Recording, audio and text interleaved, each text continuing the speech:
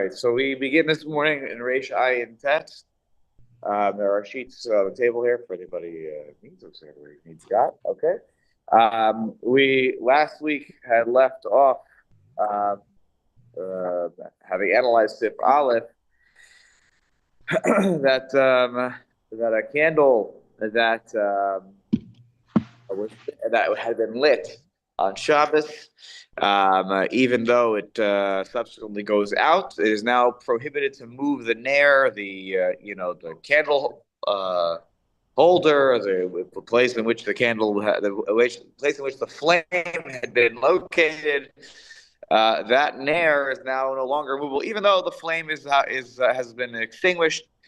Perhaps the oil has even all been consumed in the whole process, etc., etc.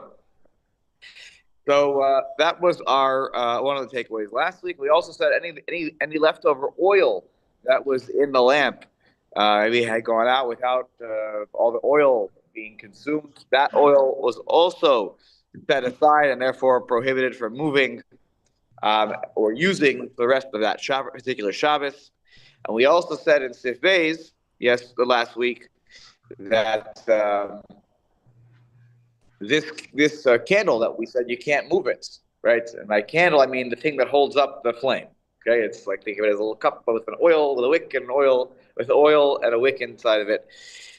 That you couldn't even move it, even l'tzorech gufo, l'tzorech makomo, even for using it for its own purposes. Let's say that all the oil was consumed, everything is gone from inside of there and burned up, and you say, well, I want to use this now as a holder for something else. I don't know. You can't do that. Or if you need the space, let's say the candle is on the table, and again the flame is gone, long gone. I can't move it because that nair was a basis to the shalhevet. Right? That was the holder up of the flame.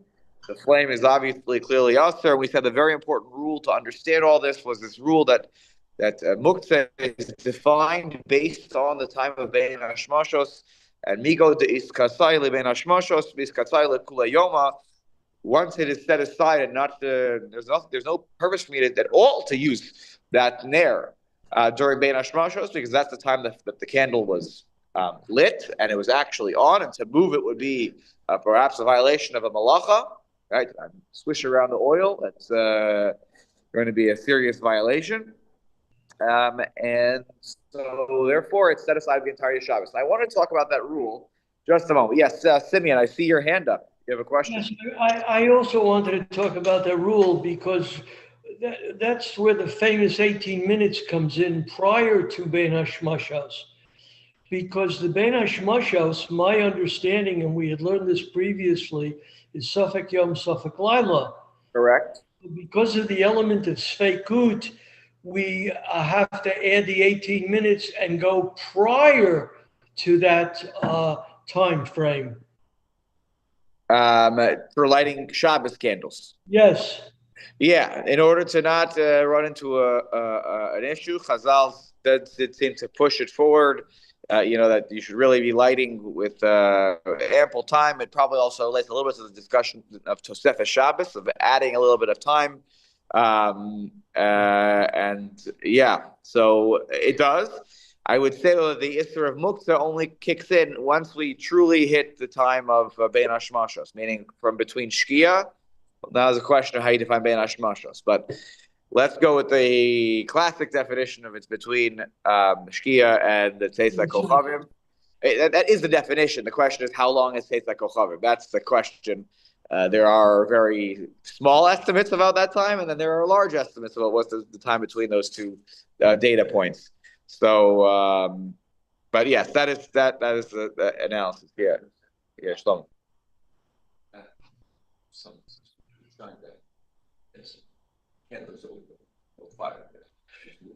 Yeah.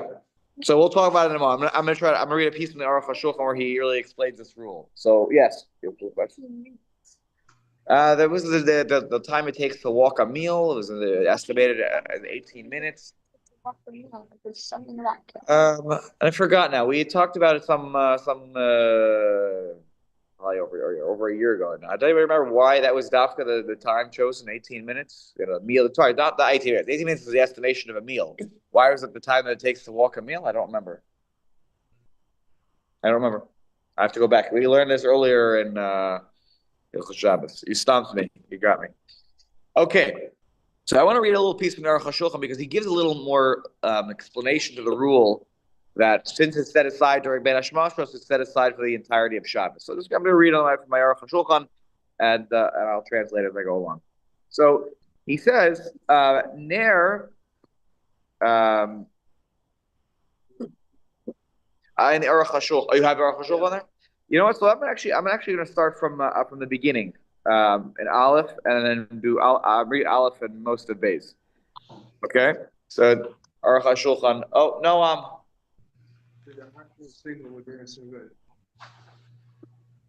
can you get him to please take a seat? If he needs a little, what's it called? If he needs a little snack from over there, it's fine. Okay.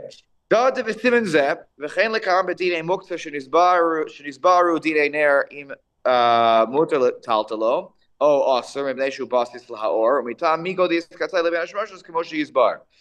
Okay, this is he tells you what the simon is going to be on. It's about the nair and the question of whether it's movable, not movable, because it's a basis, and the whole reason of miko dis katzai leben hashmashos that it's set aside during hashmashos.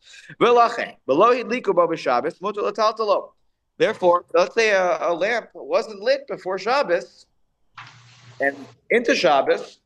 No reason not to be able to move it. We'll talk about this today. Hopefully, we'll get to it. If you make it tonight, in your head, you make a condition. I light a candle before Shabbos, whether it's the Shabbos candles or any other light that's on. I make a tonight in my head that when this goes out, I do want to be able to move it. Does that help avoid the halacha basis? We'll get there. It's all going to be in this simon. Okay? Now, this is very interesting. The Aruch HaShulchan says that's with their neiros, their candle holders, their candlesticks. In those times, in the times of the Shulchan Aruch and before. Shahaista kli kikol hakelim v'nasin bo shem v'hidlikuhu v'iloha hadlaka haista kli heter. That's their day when it was just any kind of kli. You found a little, cup, and you put in the cup the oil and the wick. Then that would make it us for that Shabbos if I lit it. But if I didn't, it was just like a kli, like any other kli that's lying around my house. Aval bener shalanu, in our candles, this is very interesting. His halacha, his analysis. Shikorin leichter, o pamotos shalanu shikorin lampin, right? Our lamps, our leichter, right? Leichter, exactly. I don't have to translate it. It's what it is. Hema be'atzma muktim. This is fascinating. He says they themselves are muktzah mitam she'enam re'uyim l'shum tashmish rak lahadlik bo.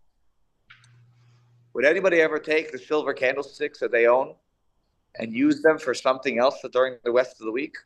The answer is actually no. It's a very interesting point. I never thought of this until I was reading this yesterday on Shabbos. Like, wow, it's interesting, right? That is sort of the definition of it's muktzah. Right, but it's muktzah. It's also muktzah. What we call machmas chesron kis. You would never take the silver candlesticks and use them for anything else. They have no other purpose, and you wouldn't use them as a paperweight for yourself, like on a Wednesday. You wouldn't do that. So since it's not fit to be used in any other way, rak lahadlikbo v'hayv v'hava malachto le'isr, and that usage that it only has is only a usage that is prohibited.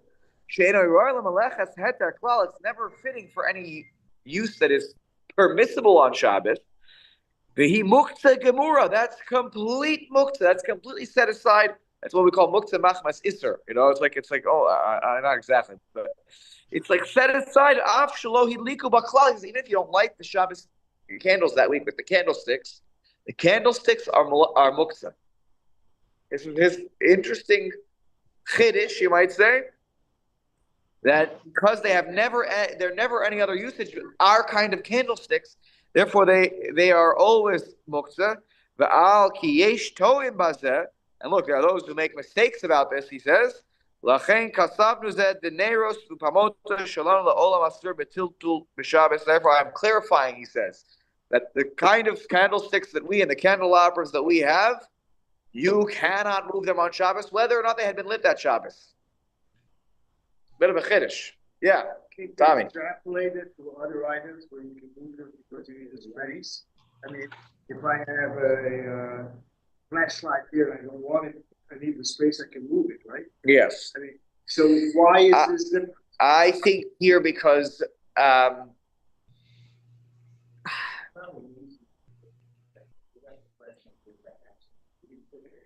the candlesticks are right. We're in the right. That's true. Also, I would say that I think that he doesn't mention it here, but I do think that these are designed for only one thing, and it's like to be lit on Shabbos, and it's only usage is usher. But I think he's chiddush. I'm not sure why I feel how this jive. I'm trying to let it feel like how does this jive with the rest of the rules that we've talked about in Muktzah? That really are we going to say it's completely set aside? You have to say something like it's Muktzah machmas chesron. It has to fit in one of the categories. Is it because it's expensive? Our candelabras, the candlesticks that are silver.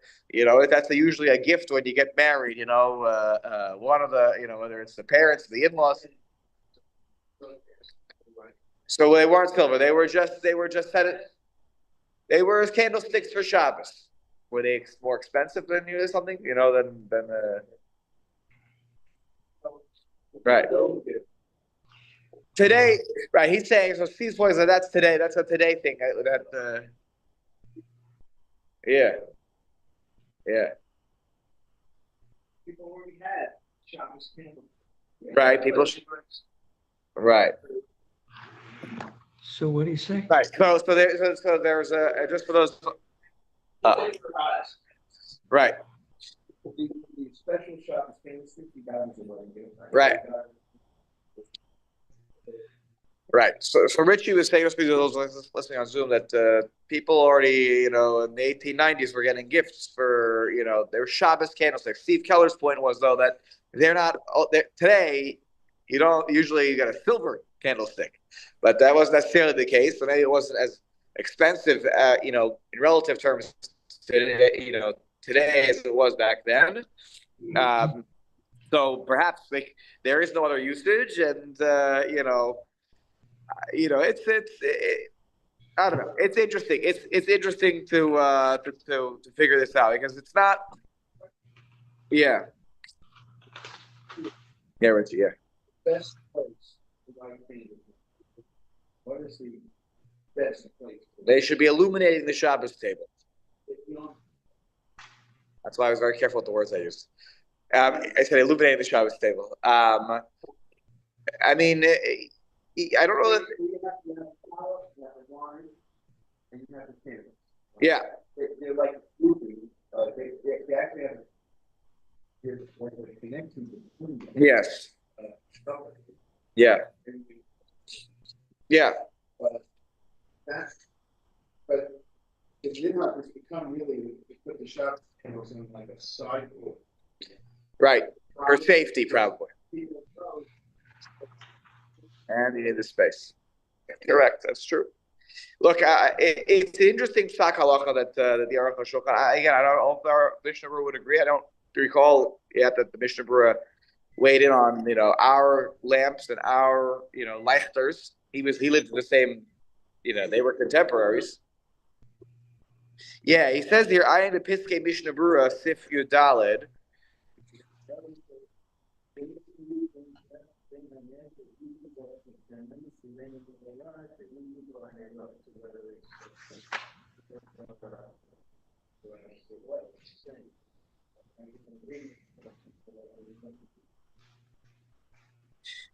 This is in Tess, the last, because it takes you to Sif Yudalid, and then look at the Piskei Mishnah Berurah there, which is quoting a Be'er Halacha that says, "Hosif Zdafka Shamash Ilo Hachi Rak Yached Oto LeHadlaka Have Kli Mishum Lachto LeHeter." And he says here in the parentheses, you see that in the very small parentheses, you have the same addition as me. It says, "Umashma midvarav shelo chilek beineros shelanu l'shelahem." The Mishnah Berurah makes no differentiation between the candles that we use and the candles that they use. So he disagrees with the Aruch HaShulchan, and here's again a situation where the Aruch HaShulchan was always the Mekil. Here the Mishnah Berurah is the Mekil, and he doesn't make this distinction. He would say that you can move the candlesticks that of our day, even though it's only usage. And the reason I think you can poke a hole in the Aruch HaShulchan's argument, I didn't read the Mishnah Berurah carefully yet, is that it has to fit into one of the categories that, in order for muktzah not to be somebody not to be muktzah and immovable completely, even with tzarach gufa, tzarach makomo, it has to fit into really one of two or three categories. Number one, it's muktzah machmas chesron kis.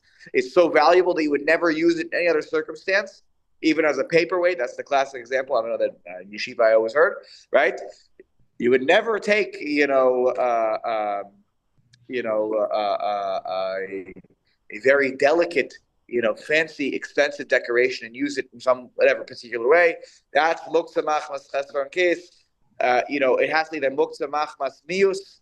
Sorry, not mius. It has to be muktzah machmas, isser, meaning it's in the state right now where like the candle is lit. I can't move the nair because there's an isser there, so I can't, I'm not even allowed to move the nair because it was a basis to that. That's another category that we've talked about previously, and we'll talk more about this week. And the other one is muktzah, that's in the category as Rav Shechter always like to describe it as junk, rocks and sticks and stones that are out there in nature that have no usage to me or no purpose to me. They weren't set aside before Shabbos. Then you can't move it. Otherwise, things are movable. You can't move it unless there's a reason. Most other things are movable. So that's the problem a little bit with Aruch HaShulchan's argument, is that it doesn't neatly fit into one of these categories unless you say it's an expensive candlestick. It doesn't really easily fit into this, because here in this case the candles weren't lit in Aruch HaShulchan's example. So that's where it's a challenge. Well, the Mishnah Berurah disagrees, so room to be lenient. Yes, Simeon, I saw you had your hand up. Go ahead. I just wanted to point out that candlesticks, for example, for Yontif, are not muktzah. They're not muktzahs Yontif, and you certainly can touch them and use them, move them. Right, the laws with sort of candles and fire on Yom Tov versus Shabbos are indeed different. Yeah, and when we get to Chelek Vav in 10 years, we'll cover the laws of candle lighting on Yom Tov. So we'll get there soon. Okay, yes, Shlomo.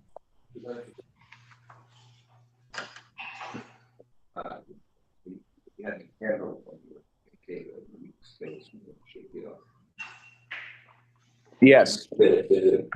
Yes. So that's So that you could still do because that's called tiltul min hatzad. And so here you have like like this, or a candlestick that was used on Shabbos. So you can't move it directly, but if you did need the space, there had to be a good reason. You could shake it off. That is a possibility. Let's take a look at this is again the Aruch HaShulchan. This is based his explanation of the Bastis rule and the rule of Bein Hashmashos. So again, it's just listening. Again, Steve has his edition, so you can follow along in days, six days in Aruch HaShulchan. Nershi likuba be'oso Shabbos afal pi shekava asil l'taltel. This is again a review. A candle that was lit on that particular Shabbos, meaning Erev Shabbos into Shabbos, can't move it. The rest of the Shabbos. Because during Bein Hashmashos it was set aside because it was a basis of davar ha'aser. It was holding up the flame that was prohibited to be moved on Shabbos. That's prohibited to play with on Shabbos. So it is set aside for the entirety of the day. Now he explains the rule. And this is a very important rule. The muktzah. Why Bein Hashmashos is so important? Because that is the definition of the beginning of Shabbos. And that is the essence of Shabbos in terms of whether the Isra of Muktzah falls on the item. If it's set aside during Bein Hashmashos, we set aside for the entirety of the day. Why is Bein Hashmashos so important? Because that is the time when Kniyas Shvisa, right? It's like you're acquiring rest for an object, is you're defining, right? Everything is set into motion at the beginning of Shabbos, that people and also items come to rest at the beginning of Shabbos. So whatever the state is when Shabbos comes in of a particular item, that's how it acquires its rest on Shabbos. So as it enters Shabbos with this status that it is, used to hold up a flame, then that's how we view that item for the entirety of Shabbos, because that's how it acquired Shabbos. It acquired Shabbos in such a state, and we therefore keep it there for the entirety of Shabbos. We treat it like that. Even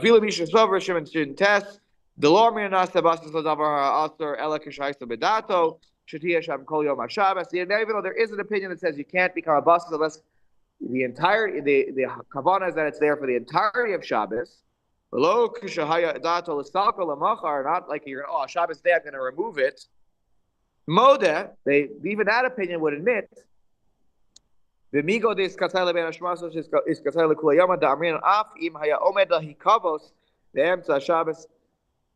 going to go out in the middle of Shabbos, doesn't matter. We all can agree that is the rule. Even though that by a candle is unique, that even though it'll go out in the middle of Shabbos, the rule by a candle is that if it goes out in the middle of Shabbos, it takes on the status of basis for the entirety of Shabbos. והטעם נראה דעים הבסיס הוא רק מחמת שהניח המוקצה עליו, כמו העמדת נר על השולחן או האבן או על פי החביס, וכן כל כיוצא בזה שביכולתו להסיר המוקצה מתי שירצה, על ידי ניעור או טלטול בצד. The reason that a barrel doesn't become a basis when it has a stone on top of it is because at any moment I am able to shake it off. I can't do that with a candle, right? The flame, if I shake the flame while immediately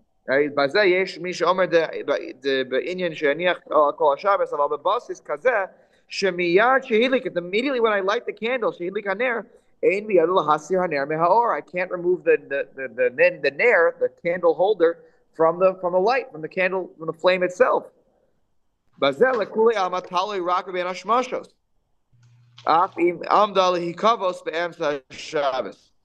When is this status talui that I could have, that I couldn't even put it out. I couldn't put it out during Ben Hashmashos. Can't do anything with it. Therefore, that's how it acquired Shabbos, and therefore, once that's how this item acquires Shabbos, it's gone for the entirety of Shabbos. The even that's on the top of the chavis, the stone that's on top of the chavis, during Ben Hashmashos, I could shake that off, but I couldn't do that with the flame. I can't remove the flame from the candle while the candle is lit, while the flame is on. Yes, Aviva. Yeah. It takes like a little fire from it and then blow out the candle. That was originally So not after Ben Hashmashos, because then that's already we treat it like Shabbos. During Yom Tov, that's a more interesting question because you can take candle fires from other, but on Shabbos, no. Once the sun sets, Shabbos, nothing we can do. Okay, let's go now, with that little background, let's go to Sif Beis. We're in the middle of Sif Beis in the Ramah. So at the bottom line on the first page here of Nun Tes, Reish Ayin Tes, Sif Beis.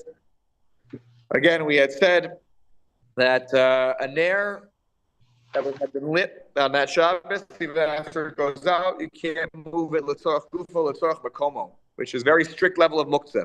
The Ramah says here, V'yesh omrim, Demi she'u istinis, v'haner mo'is halav. Someone who is, and I looked up the word to be, I kind of know what it means, an istinis. We use the term a lot, in halacha. Istinis is delicate. That was the word in Jastro. I haven't looked it up. A person who is delicate. Maybe you say, maybe type A, yeah. A person who's very a person who is delicate. They don't like when things are a little dirty. They don't like when it's a little disgusting, right?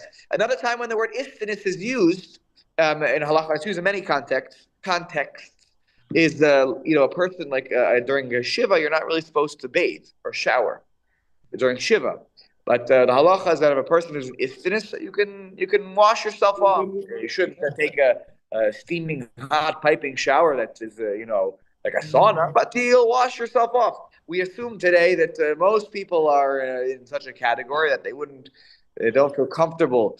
They feel yucky going a whole week, without really taking a bath or a shower. So that's another place where istiness comes up. So, some of this may be a little bit societally based.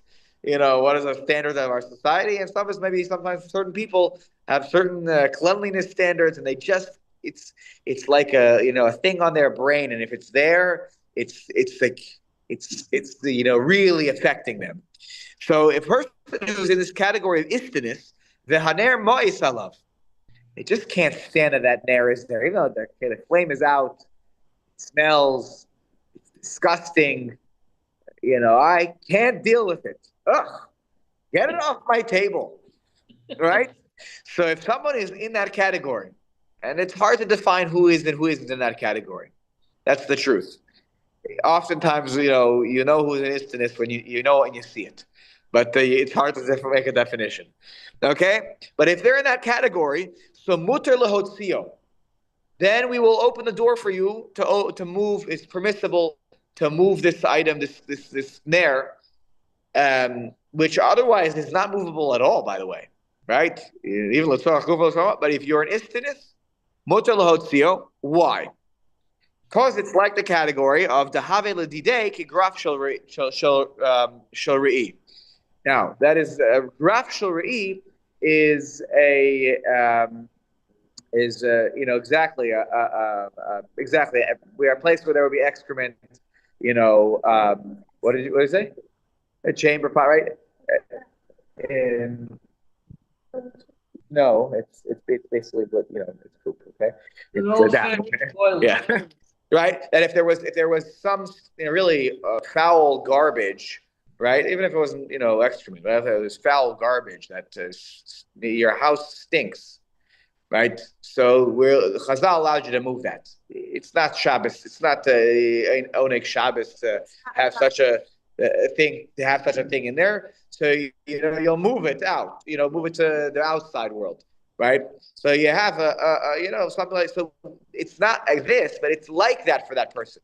Okay, that's the level of how istinus they are, right? For them, delididei, for that person, this is like having garbage, smelly, stinky garbage in your house. That's how bad it is for them. Other people can tolerate this, but that's how bad it would be. Okay, so that in terms of a definition of istinus, has to be that kind of a person. That's how bad it is. Okay.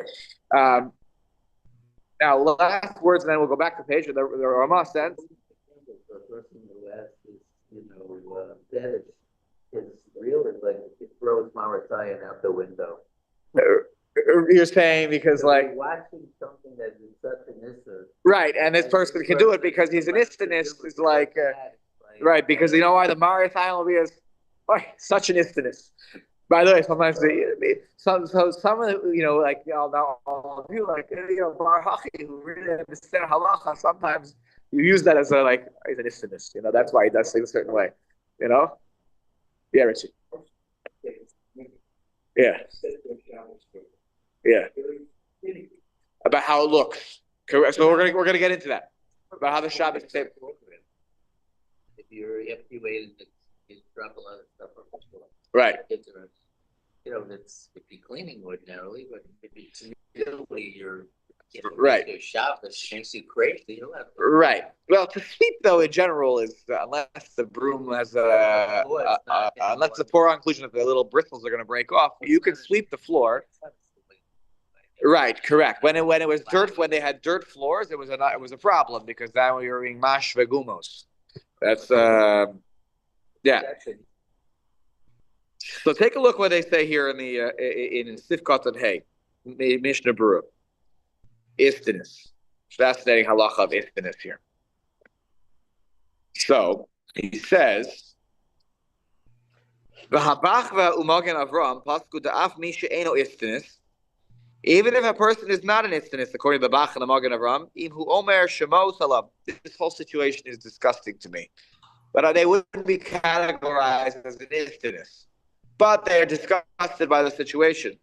Shari l'salko me'al shulchan. It's permissible for them to remove the candlesticks from the table. Umashma babach, and it appears from the bach, the lo hekel ela b'ner shel cheres, but he was only lenient when it was a nair that was from earthenware. Maybe there was more of an odor. I don't actually know. There was more of an odor there. With that shahu ma'us bevadai, which was much more ma'us as we'll talk about in Sif Vav. That cheres is always seemingly understood as being more. There's more. I'm guessing it's an odor situation that's resulting from being there. V'hu adin shel eitz, which is fascinating to me. I don't exactly understand that one because eitz is wood. Not sure how you lit a candle on wooden candlesticks. Must have had some glass in between to protect it. Not sure how it got dirty. Wood. And then something else has to go in it, though. Something, a metal thing has to go in it, right? So I'm not sure why it would get disgusting, though, right? I don't get it. If it was, you're saying the fire had been on a source. Oh, that makes more sense. Okay, I was like, what candlesticks? Okay, so we have here. Right. So Rich is pointing out that if you have some porous materials like earthenware, right, it gets rancid. The oil that gets in there gets rancid, and it can smell, and it's a foul odor. Or if you have a wood, right, so it gets into the cracks and crevices of there. The oil gets into the cracks and crevices of the wood, and it smells. So then, according to the Bach, he'll let you get away and say, okay, it smells a little bit, so you can move it off the table. Because no one wants to sit around the Shabbos table during the day with a smelly, it's a little bit of an odor situation. But if it's metal, low moist, metal is not porous, right? In such a way, right? It's not as porous, I would say. Metal can be porous, but not as porous. So therefore, it's not as foul an odor.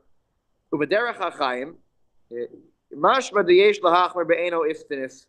But the Derech HaChaim says, you know what, you should be machmir unless you're an istinus, right? Unless you really think this is like having excrement at the table, right? That's how bad it has to be. Uchadas, like the Ramah, like the Pshat in the Ramah, that's the level it has to be in order to move it. Not that it smells a little bit. It has to be really not okay. Simeon, you had a question? No, Rav, I don't. But apparently, istinus is not a concern if you're disgusted by the results of that. Whatever happened with the candle, you can move the candle on Shabbos. That's what he's telling you. Even if it's lit. Not if it's lit. After it goes out. If it comes along with a foul odor in its aftermath because of oil that had got into the cracks and crevices of, let's say, an earthenware lamp, earthenware candle holder, and if it starts to smell in a way that bothers the person, then you can move it out to other place in the house. Only if you feel like it smells badly. Otherwise, there's no het there. But the Derech HaChaim at the end says, I don't even like that. It has to be like the Ramah. The Ramah, it was more strict. It has to be kigraf shel re'i. It has to be like excrement, and like almost like a chamber pot smell in order for you to be in the category. You have to treat that so much like it would, that's how bad the smell is for you, according to the Ramah, which is a much more correct. Back in the days before they had indoor plumbing. That's what they went through back. I'm happy to explain to you later. Okay. All right. Sif Katan Vav. Mishnah Berurah. Ma'isalav. It's disgusting for him. Hainu. Now this is interesting. How you decide to define disgusting. This is Simeon. You're gonna lose Simeon. Simeon's gonna lose his mind on this. Okay. He's not gonna like this at all. I'm predicting. Let's see what happens. Ma'isalav.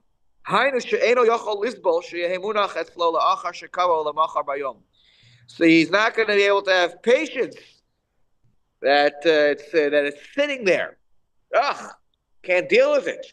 I have no patience. Is that really an istidus at that point? Is like the patience, like, right? Because after it goes out, or the next day it was sitting there. I didn't even, it went out at night, but I didn't move it until the next day, because the next day it was most. And so my extra comments here, on page 17, extra comments in the back. He then sends you to, he says, Begeder Maus Be'enav. What does it mean it's disgusting in your eyes? Because all this is in the eyes of the beholder. What is disgusting to you is maybe not disgusting to me. So he says, what is that?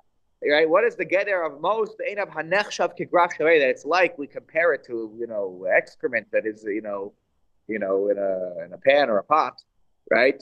He says, take a look in Shin Ches, what it says in Sif Katan Kuf Lamed. So I went there. Sif Katan Kuf Lamed. Shin Ches is a long, long simon. Here, okay. And there it talks about Gemara Isa, the Achbar Mace, Ha-Nimtza. You have, a dead mouse, right? If you have a dead mouse, muter lehotzia be'adayim, then you can get rid of it with your hands. If a mouse died in your house, Who would do that? and a mouse, a dead mouse starts to smell pretty quickly, right? You can smell a rat, exactly, right?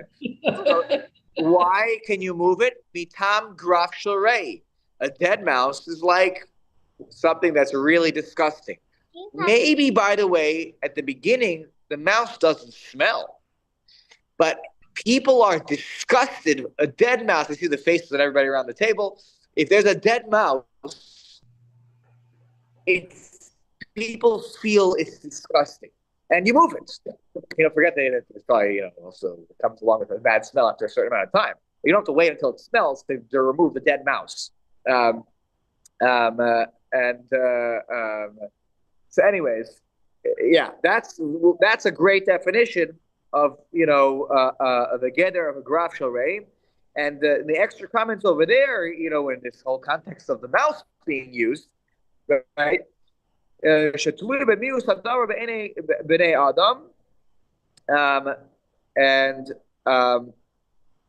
there he says the Igros Moshe, or Moshe Feinstein says Shadin graf sharei.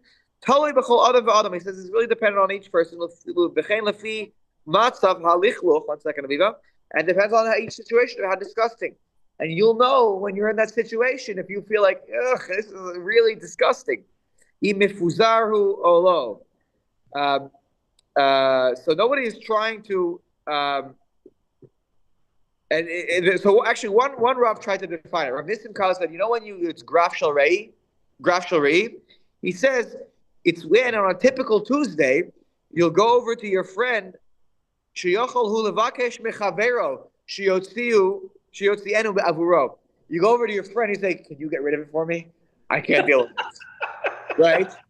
It would be the kind of situation that ideally you would like to ask somebody else to do it. Maybe you don't have a friend, but it would be the kind of situation where, in a perfect world, you would have somebody else to do it for you. Then he says, Rav Nissim Karlitz, you're in a situation of Kigraf sharei, right? Then you, yes. Put on gloves to do it? No, gloves? touch a mouse with their hand. He doesn't mean bi'adayim literally. He means that you can do it directly. Probably, yes, you should use some sort of, something to hold, put a glove in a bag and, you should be zoche to live in the heights and not, when you're not deal with such a situation. Your fathers had to remove mice before when he lived in the heights. Yes, Aviva, what was your question? Not fully dead, but it's like mostly dead. Yes, I've had that situation too when I'm in the heights. The mouse that's mostly dead but not fully dead. You have to remove that too. Yes, he's in the trap, but somehow survived the initial hit, but he can't get out. You can get rid of it. That's an interesting halacha question, though. Can you actually put it out of its misery on Shabbos? That's not so posh that you could do that. Okay. Rabbi, All right. Rabbi, I have a different Yeah. kind of question. Good. Take us off topic. Yes, please. Supposing the candlesticks themselves don't disgust you, but Yeah. it's on a tablecloth, and during dinner, one kid spilled his grape juice, and another kid wiped his greasy hands on the tablecloth, and the tablecloth itself is disgusting. And you don't want to leave it there because you want to have a fresh look for the next day. Are you allowed to lift the candelabras to pull out the tablecloth? Next Shabbos meal. For the next Shabbos meal, right? Right. And if so, are you allowed to again pull them up to put on another tablecloth? Yeah, it's interesting. It has to fit in the definition of istiness to really. You could say, you know, if you're maybe more lenient, like the Bach and the Magen Avram, maybe you could say that it disgusts you, even though it's you wouldn't say that this is like it's not a smell question. Usually when I think of this, what I described before, it's a matter of smell, that it sort of has a certain foul odor, and I don't know if that would be the situation just because of a spill. But I want to look here in a moment for the Aruch HaShulchan to see what he says about this. And here, by the way, he says something actually I remember yesterday I was looking at this.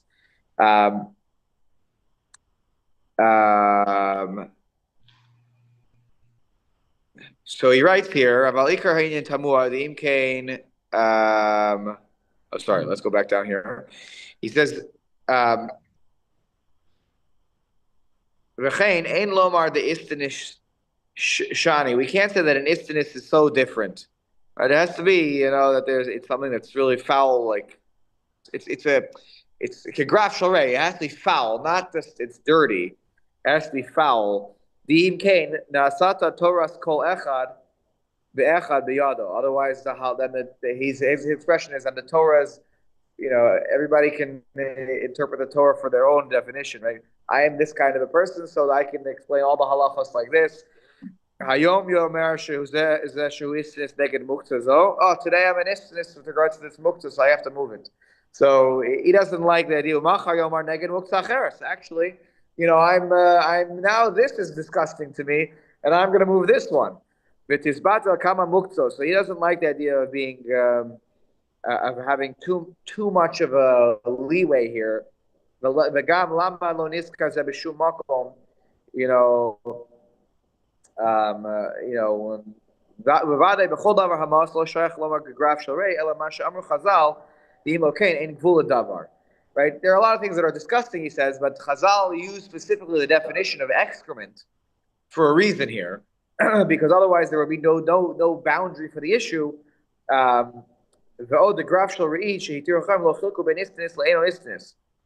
the way, when Chazal used the graf shel re'i, that was not the context of istinus. That was anybody would think that that's disgusting, right? And that's istinus is someone who thinks other things are like that, right? That's how delicate they are, and only if you're in that category, then is there some leeway? Yeah.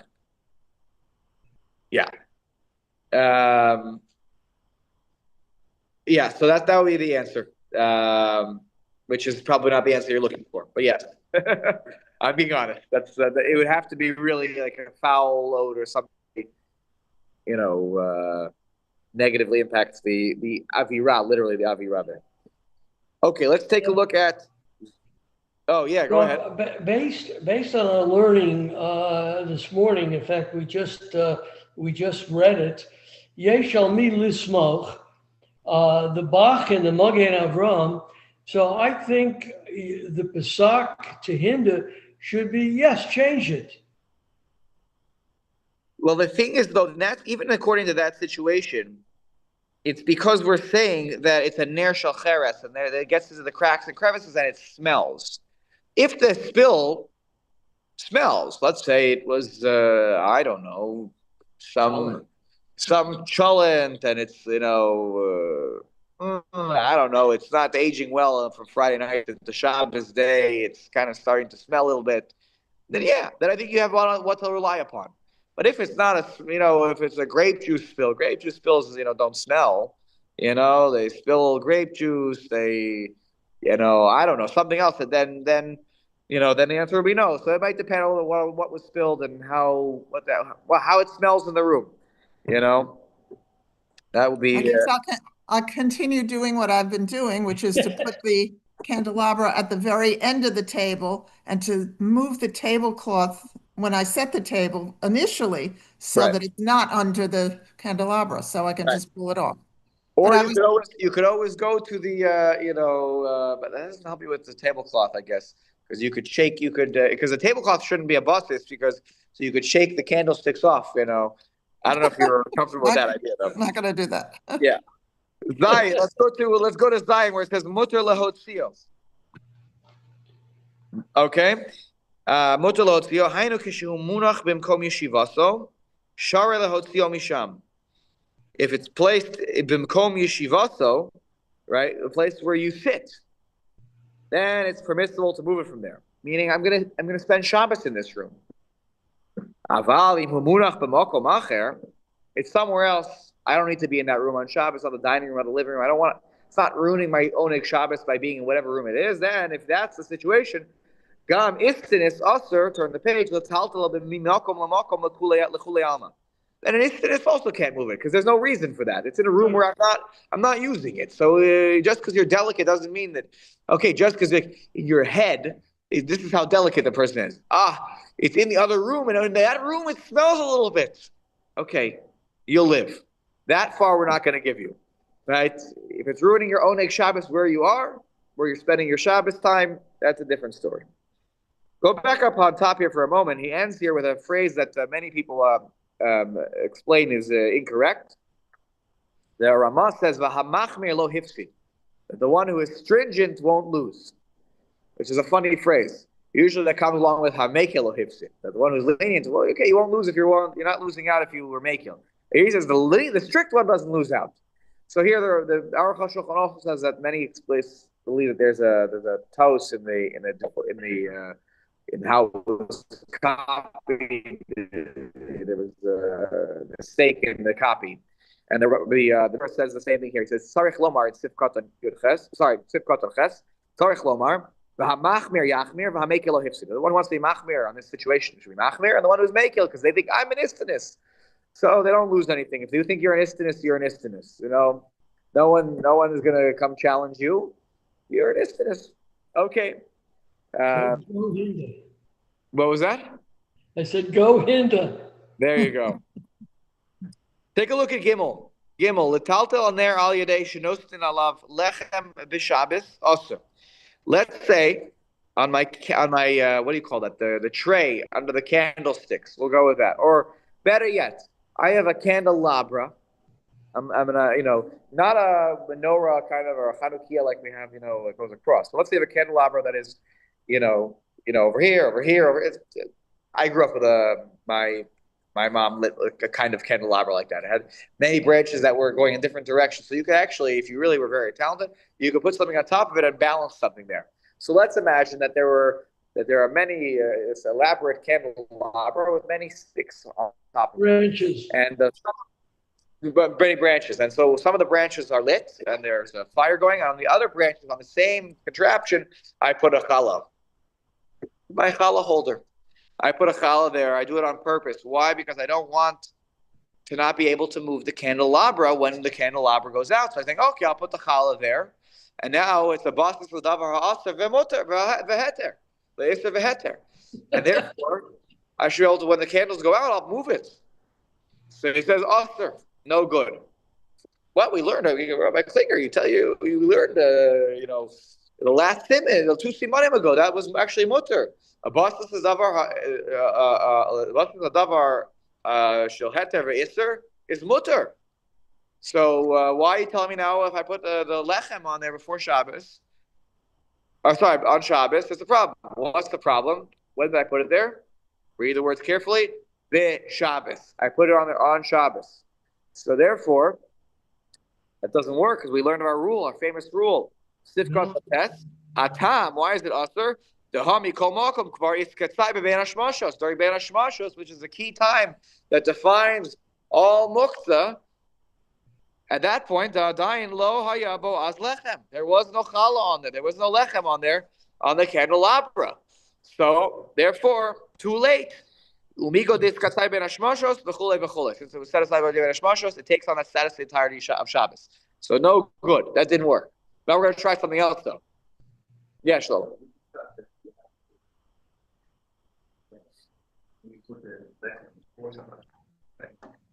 You're allowed to do Yeah.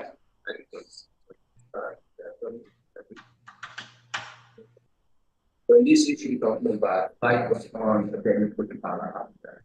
Yes, that's for sure. Awesome. Now we're going to see something else about the case about, because remember we had talked about when could you flip the candles off the table, min hatzad.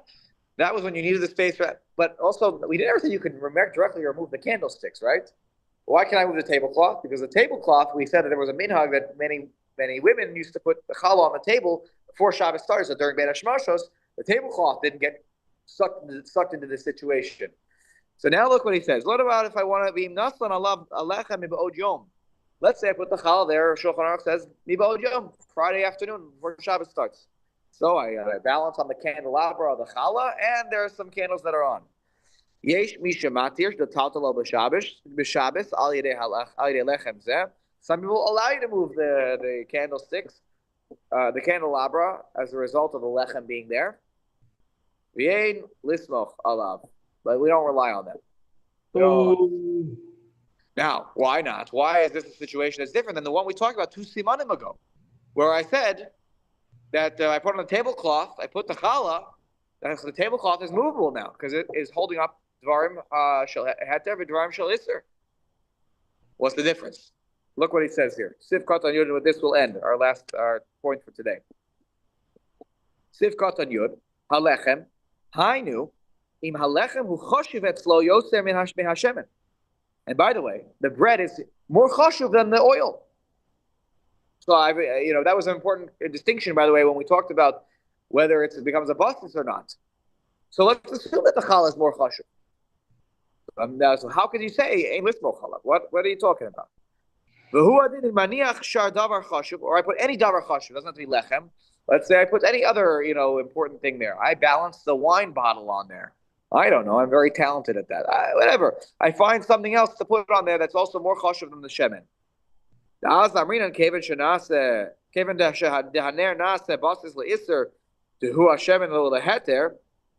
then I could say, since the nair is a basis to the shemen, which is aser because it's being used right now for a fire, and it's also a basis for something that's mutter. The heter chashuv tfei, and the heter is a little more chashuv. It's a little more important, in terms of its stature than the shemen ulakach shari. Therefore, it should be mutter. That's the opinion that says yesh mishamatir. That's the calculus. Okay, right. Commercial cost of siman shinyud. When we call makom, siyem hamachaber. The machaber ends by saying she'ein lismoch al zeh. We shouldn't rely on this opinion, right? We should rely on the opinion, which is cited by the Kolbo in the name of the Chachmei Tzarfas. Okay, we shouldn't rely on it. Why not? Because the hamenorah ikar asiyasa b'shvil hashal heves. Candelabras are made for candles. That's their main purpose. The fact that I'm a talented person who balances his challah on there, and it's a shtick, and I did one time on that particular Shabbos. The candelabra is made to hold up candles. It is not made to be a challah holder. A tablecloth and a table are meant to be holders of candles and challahs. Candelabras are meant to be candle holders. So therefore, lachein nasis tamid tofel. The challah is always tofel when it's on a candelabra, right? Ubasis lahashal heves v'lo lelechem. It is always going to be by its definition of how it was made, a basis to the flame and not to the bread. Ushar dvar b'cher or any other items I put on there. Af shehem chashuvim yoser, even though they're more chashuv. The challah to me is more delicious, more chashuv in my eyes. I treat it with whatever. It's more chashuv. But the candelabra, because it's made for candles, never gives the candles never take a back seat to anything else that's on it. That's why it's an exception to the rule that we talked about because of how it's built in. That's why the mechaber at the end doesn't agree with the kolbo, and also I think the Rivash cites this as well. Yeah, Shlomo. That's the before Shabbos. On Shabbos, for sure, it's us. Not even a question. It's not even a machlokas. Simeon. Yeah. Rav, I have difficulty with what you just taught about putting a challah or a challah roll on the candelabra. Yeah. I remember some years ago learning what happens if in your home somebody passes away on Shabbos. Yes. And you want to move the body. I'm sorry, is this a curveball for you? No. I know exactly what you're going to say. You're going to say, what do? You put either a kikar, a loaf of bread, or a baby on top of the mace. On top of the mace, and then you're allowed to move it. And you do it on Shabbos. You didn't anticipate it and prepare in advance. It is not a normal thing to do. And so all of the excuses you set forth are irrelevant in that case. Yeah. Look, that halacha of lechem, is different than this halacha of lechem because of the thing that's underneath the lechem. That's a very different halacha. It is a kind of muktzah category, a deceased body. And I don't know what Chazal were thinking when they said kikar otinok. Kikar sounds like a halacha, I could, okay, you put a loaf of bread on top of the deceased body, and you move it, and it's okay. But I don't know. It's an interesting way to get a ride for a kid to get a ride. It's not so simple. So we will get there. We will come to that topic later in Hilchot Shabbat. It's not 10 years away. That's closer than that.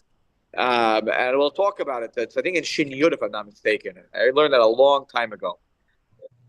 It's a long time ago. You would think purposely have a holder for challah. Candle. Bruce said, you would think that someone today would make a candlestick which has a challah holder built in. Yeah. It'll be the next. If you ever go to a Judaica store, you see it, you'll be like, "What a crazy invention!" You'll be like, "Oh, right. Now I know why they made this." It's meant for that. But yes, I think when you get to it's maybe Shin Yud Aleph. It talks about Shin Yud Aleph. Right after Shin Yud is all about the halachos of muktzah. Shin Yud Aleph dinei mace b'Shabbos ushar tiltul min hatzad. That's whatever. We have a mace in the house on Shabbos, and because of we need to move it because of the odor, because of whatever there are children, whatever I don't know. So then it is mutter. You have reshus al yedei kikar or tinok. Yeah. Because those things are mutar, and when you have a mutar and an isur simultaneously, the mutar takes precedence. We'll have to talk about that one though when we get there, though, because that's a tough case. All right, we're gonna pause here. I'm gonna turn the recording off.